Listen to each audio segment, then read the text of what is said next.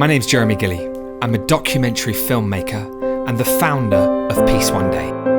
In 1998, I decided to make a film about peace. Then I realised there was no day of peace with a fixed calendar date. That was it. I was going to try and establish the first ever annual Peace Day, a day of global ceasefire and non-violence, a day for everyone to become involved in the peace process. The office was a spare room in my mum's house. I had a computer, a telephone, and a handful of committed friends. We were young and full of dreams. Over the next 3 years, I travelled the world to build the case, working with the United Nations, governments, Nobel Peace Laureates, humanitarian organisations, and those living in conflict zones. If there is a cessation for a day, then it gives us an opportunity to move supplies safely through places that are otherwise difficult. Any moment that we can give the combatants to pause, to think, and reflect on what they are doing to their own people and to the environment will be a great achievement, and I would support it 100%. I think the great thing is at least we've done something for the next generation.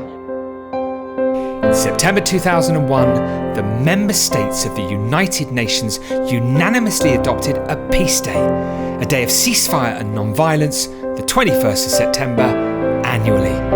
It was incredible. It was originally brought to our attention by a UK-based organisation, Peace One Day. It is so decided. The next challenge was to prove the day could work by stopping the fighting in a conflict zone so humanitarian action could take place.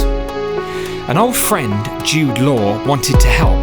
After 3 years of campaigning, that goal became a reality in Afghanistan, where in 2007, due to everybody's hard work, particularly the United Nations, Peace Day agreements were reached with all sides, including the Taliban. As a result, 10,000 health workers were able to vaccinate 1.4 million children against polio on Peace Day. The UN also announced in Afghanistan on the day that there was a 70% reduction of violent incidents. It was amazing. The cynic used to say, what difference does a day make? What I saw in Afghanistan was, well, the difference is life or death. من به خاطر صلح صلاح خود را به دایاک تسلیم میکنم. شما برای صلح چی میکنید؟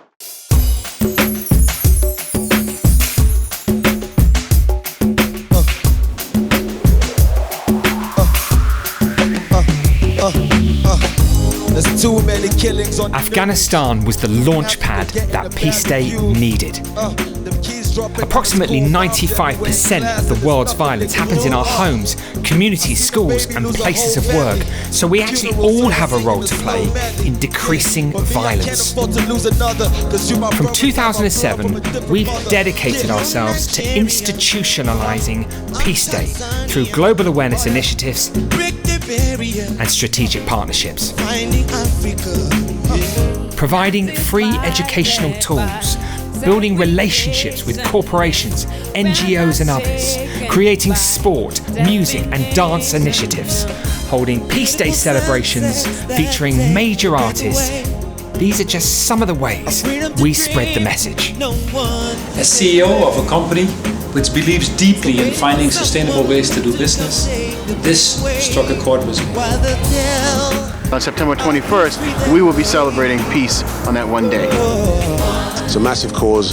I'm going to do it, and I want you to do it too. In 2002, on the first Peace Day with a fixed calendar date, we monitored a few activities. By Peace Day last year, over 1 billion people are now aware that the 21st of September is Peace Day, with millions of people involved in peaceful action. C'est une journée qui vient à point nommé et je pense que c'est une graine qui est semée pour la paix. The institutionalisation of Peace Day is working, and it will continue with your support. Together, we can make this day a day of global unity, a day of action, a day when lives are saved. I do see the possibilities of change, and I think people need to be lifted at times.